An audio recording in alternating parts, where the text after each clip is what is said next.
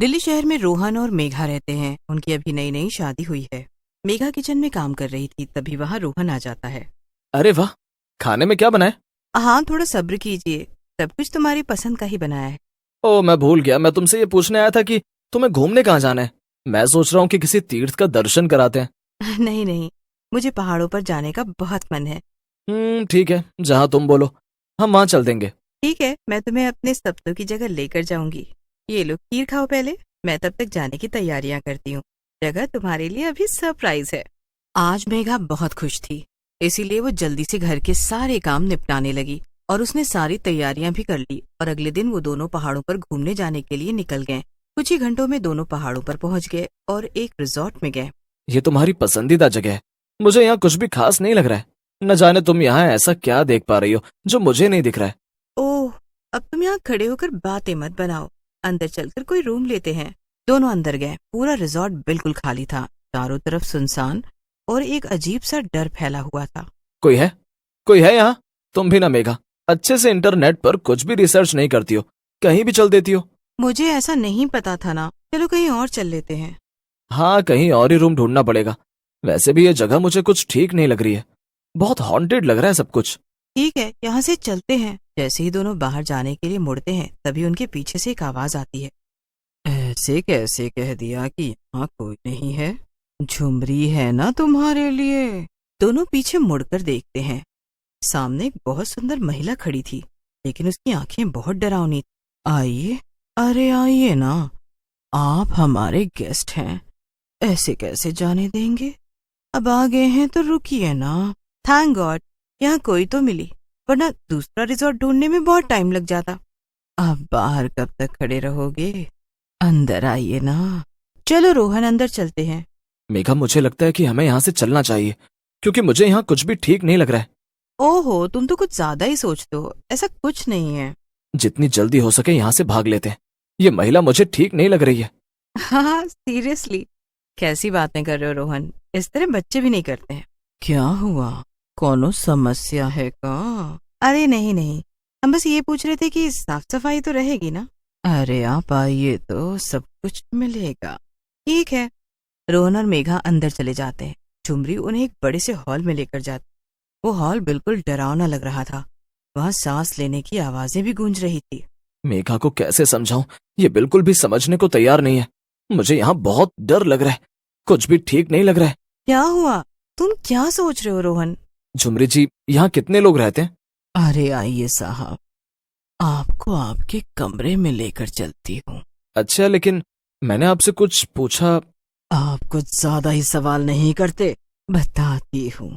इस रिजॉर्ट में कुल 4 कमरे हैं और दिन में 4 लोग ही रहते हैं।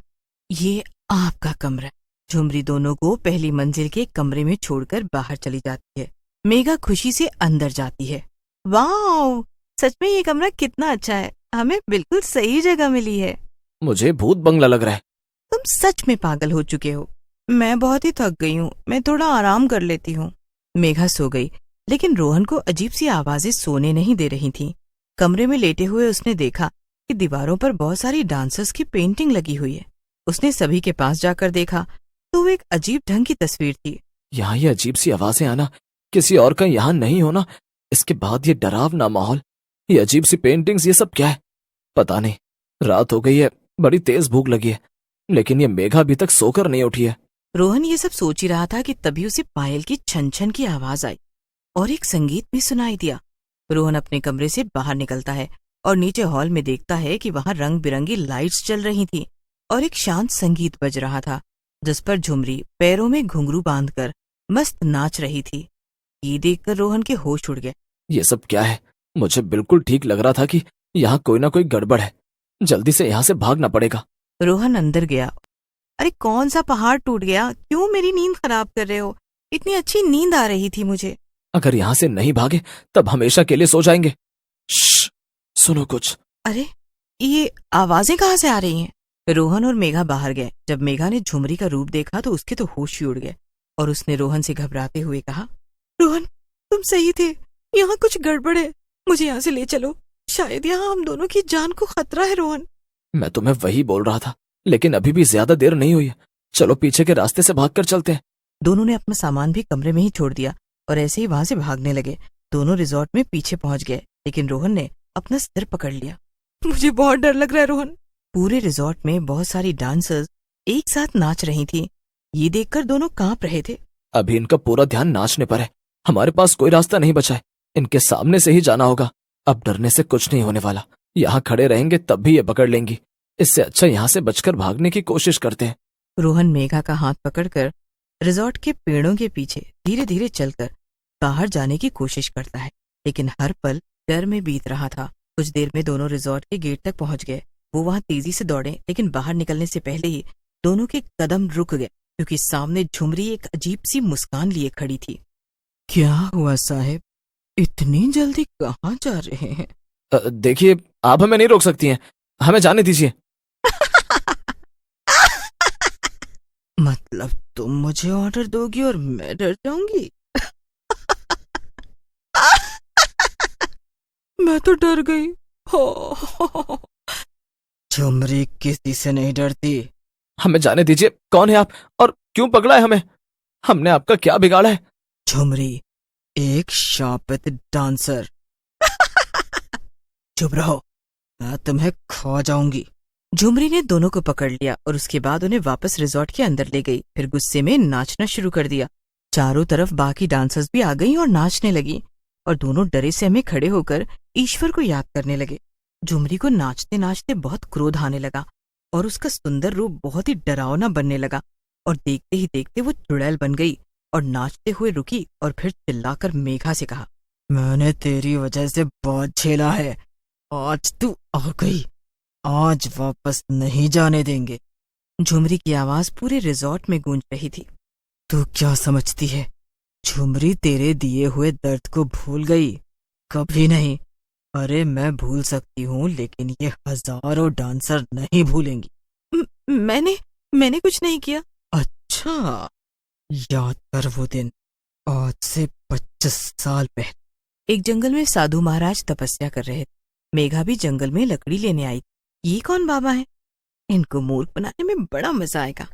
मेघा बहुत सारे कंकड़ भरकर साधु महाराज के ऊपर फेंक देती है और वहां से भाग जाती है। साधु महाराज के गुस्से में आंख खुलती है, तभी सामने से झुमरी डांसर और उसकी साथी डांसर्स हंसते हुए आ रही होती हैं। अच्छा, तुमने कंकड़ मारकर मेरी साधना भंग की है। मैं तुम्हें अभी श्राप देता हूँ कि तुम जीते जी चुड़ैल बनकर रहोगी और ना मर सकोगी ना जी सकोगी। श्रापित डांसर रहोगी। नहीं नहीं महाराज, हमने कुछ नहीं किया। तभी साधु महाराज ने मेघा को हंसकर भागते हुए देखा। मुझे क्षमा करना, मैं अपना श्राप वापस नहीं ले सकता। तुम्हें अपने श्राप से जब तक मुक्ति नहीं मिलती, तब तक ये पापी लड़की दूसरा जन्म लेकर तुम्हारे पास दोबारा ना आ जाए। ऐसा सुनकर झुमरी और उसके साथियों ने मेघा को मार दिया और रिजॉर्ट में मेघा के दूसरे जन्म लेने का इंतजार करने लगे। आज हम श्राप से मुक्त हो जाएंगे, लेकिन तुमको दोबारा मार देंगे। सभी लोग मेघा को मारने के लिए आगे बढ़ते हैं कि तभी वहां साधु महाराज आ जाते हैं। जो पाप मुझसे हुआ था, आज तुम भी दोबारा करने जा रहे हो। तुमने पहले भी मेघा को मारकर गलत किया था और आज भी वही कर रहे हो। इस तरह तुम्हें मुक्ति नहीं मिल पाएगी।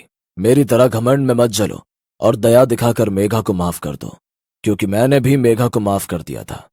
रोहन और मेघा साधु महाराज से आशीर्वाद लेकर वापस लौट गए।